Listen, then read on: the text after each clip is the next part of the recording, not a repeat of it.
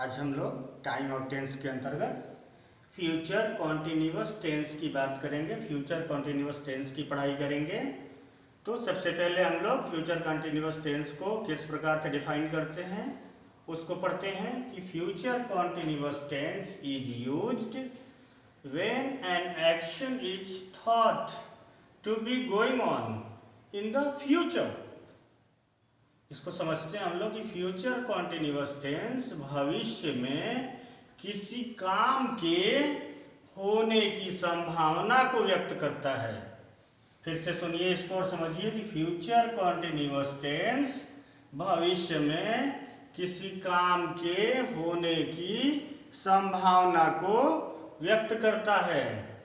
और इसका जो सूत्र होता है वो होता है subject plus shall be will be, जो आई और वी के साथ शैल बी और यू और बाकी जो भी थर्ड पर्सन होते हैं उनके साथ विल बी प्लस वर्ब में आईएनजी लगा करके इसको हम लोग बनाते हैं।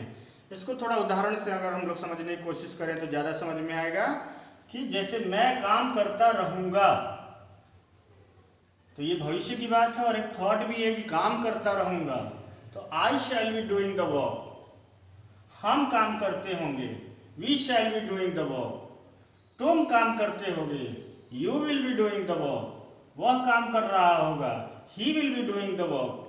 तो इस तरह से फॉर्मेशन, इस सूत्र के आधार पर इसको हम लोग हिंदी के वाक्यों को अंग्रेजी में ट्रांसलेट करते हैं कि subject plus shall be will be, shall be first person के साथ और सेकेंड पर्सन और थर्ड पर्सन के साथ विल बी प्लस वर्ब में आईएनजी लगा करके हम लोग इस सेंटेंस को बनाते हैं।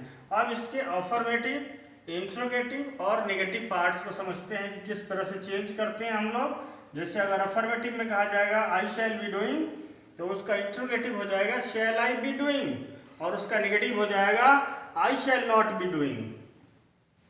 We shall be doing, shall we be doing, we shall not be doing. You will be doing, will you be doing, you will not be doing.